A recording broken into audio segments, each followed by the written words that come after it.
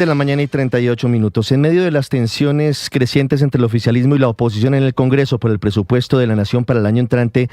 y por la reforma a la salud, hablamos de las movidas políticas que se vienen adelantando en las últimas horas de cara a las elecciones de 2026, sobre todo en el petrismo y en los movimientos y partidos afines al presidente Gustavo Petro. El pacto histórico sigue en una creciente división por cuenta de la llegada de Daniel Quintero, acusado por la justicia de corrupción. De hecho, voces como las de Gustavo Bolívar y Susana Muhammad han criticado el desembarco del exalcalde de Medellín en la coalición de partidos de izquierda. De hecho, el exsenador Gustavo Bolívar advirtió que está pensando en no participar de la consulta del próximo 26 de octubre, sino que evaluaría presentarse en la consulta del llamado Frente Amplio con otros partidos y movimientos de centro-izquierda en marzo del 26, porque dijo que él no estaría dispuesto a hacer campaña por Daniel Quintero si él llegara a ganar en las urnas en las próximas semanas. El tema de la consulta interna del pacto es el otro entuerto que afronta el petrismo. Hay casi nulas posibilidades de que el Consejo Nacional Electoral apruebe la solicitud que hicieron en las últimas horas para que se prorrogue una semana el plazo de inscripción de los candidatos para la consulta interna de octubre, que vence este viernes, y para que la misma se reprograme para el 23 de noviembre, pese a que está prevista para el 26 de octubre. La bolita está en que este viernes también vence el plazo para que los partidos y movimientos políticos desistan de participar en la consulta de octubre. Por eso no es claro si el pacto histórico seguirá adelante con la consulta o si decidirá finalmente elegir vía encuesta su candidato para participar en marzo con los demás aspirantes de otros partidos. En el entretanto, la única vía de salida clara hoy para el pacto histórico sería una decisión que está en manos del Tribunal Superior de Bogotá, que admitió para su estudio, no ha fallado todavía, una tutela entablada por la exministra Carolina Corcho que podría eventualmente darle órdenes al CNE sobre esta consulta. Por el lado del Frente Amplio, se especuló frente a la posibilidad de que el exministro Mauricio Liscano y el exsenador Roy Barreras estuvieran buscando ingresar a la Alianza Verde de cara a la consulta de marzo, algo que Barreras desmintió categóricamente y por ahora no ha sido respondida por el exministro Mauricio Liscano. María Camila Orozco es periodista. Está en Mañanas Blue.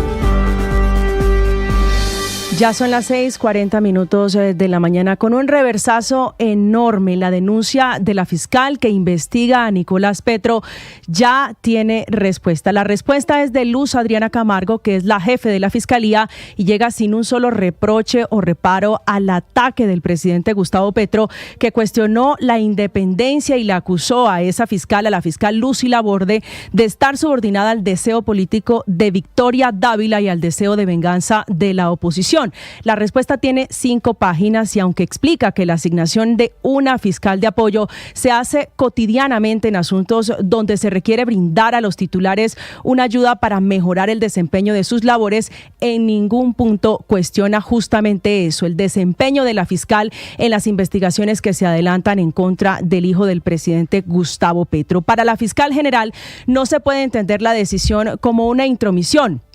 porque es labor de la dirección aplicar mejores prácticas investigativas en la presentación de los casos y que en este punto en concreto ella había recibido el apoyo de la fiscal en disputa que se llama María Isabel Ramírez y que ya no va a brindar esa orientación o asesoría jurídica porque ese fue el gran reversazo de la jefe de la fiscalía. La cúpula del ente acusador también se ocupó en explicarle a la fiscal la reunión en la que la citaron desde la Dirección Especializada contra la Corrupción el 18 de septiembre, que dice buscaba únicamente aclarar si los hechos por los que el hijo mayor del jefe de Estado está imputado nuevamente son los mismos que investiga la Fiscalía 16 de esa unidad por una compulsa de copias del fiscal Mario Andrés Burgos, que fue el hombre que logró la confesión de Nicolás Petro. Pero aclarado el tema, lo importante de fondo es que está en firme ese nuevo llamado a imputación de cargos en contra de Nicolás Petro Burgos para que responda por interés indebido en la celebración de contratos y falsedad en documento público, un nuevo proceso que comenzará el 1 de octubre con la imputación y que podría terminar en un segundo juicio en su contra. Camila Carvajal es periodista. Está en Mañanas Blue.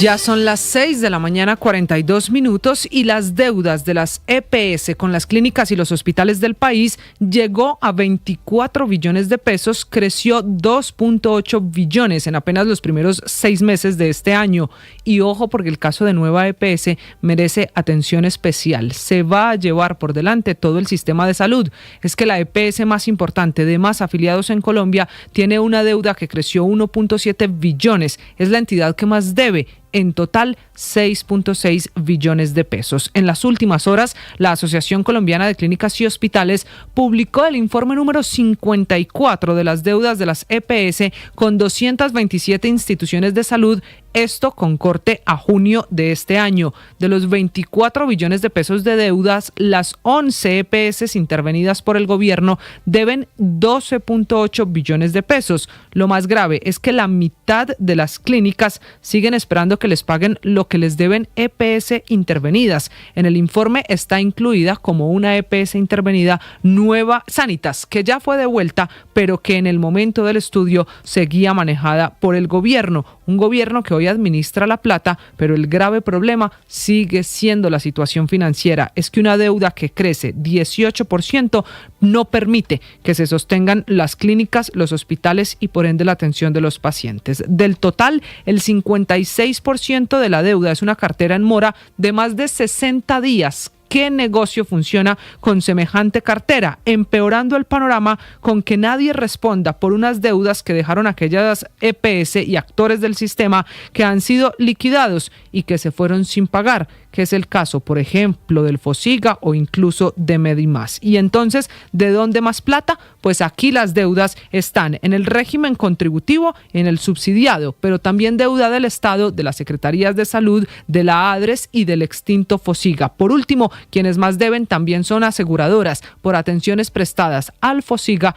medicina prepagada y finalmente las ARL. Si usted está en Nueva EPS, Sanitas o Cosalud, está en las 3 EPS que más deben hoy a las clínicas y los hospitales.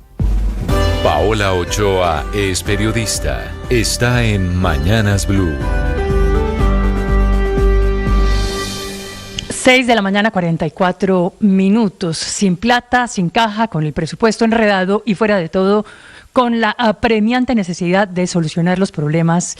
en la vía al llano, con 90 puntos no concesionados hoy, sino a cargo del gobierno nacional, entre los que se encuentra, por supuesto, el kilómetro 18, con enorme derrumbe desde el pasado 7 de septiembre y desde entonces ampliándose y empeorando porque sigue lloviendo, lo que tiene hoy a esa vía con cierre indefinido, en una situación que podría además durar varios meses y tras el deslizamiento de 100.000 metros cúbicos de material a la altura de ese, el kilómetro 18, clasificado desde hace 3 años, desde el año 2022, como de amenaza alta de movimiento de masa, según el esquema de ordenamiento territorial del municipio de Chipaque, una inestabilidad que hoy tiene en jaque una de las vías más neurálgicas del país, camino ni más ni menos que para conectar a Bogotá con Villavicencio, al centro, con la gran despensa de alimentos en los llanos orientales, y papa caliente que le estalla justamente en las manos del gobierno nacional, en mínimos históricos en estos momentos en sus niveles de caja, con 1.800.000 pesos en las cuentas del Tesoro, cuando lo normal por esta época era que tuviera unos 20 billones de pesos, es decir, unas 10 veces más en ese Tesoro nacional. Un gobierno desplatado, gobierno sin recursos, pero gobierno con la responsabilidad de arreglar ese kilómetro 18 en la vía al llano, en un estado mucho peor que el presentado hace unos años, 40 kilómetros más adelante, en el kilómetro 58, otro punto crítico que tampoco está concesionado, abriendo así la controversia sobre la concesión de esas vías neurálgicas para el país y la exclusión en dichos contratos de los tramos más emproblemados, dejando la responsabilidad en manos del Estado y abriendo la pregunta de si los concesionarios se quedan con la carne y dejan al Estado con el hueso. Estás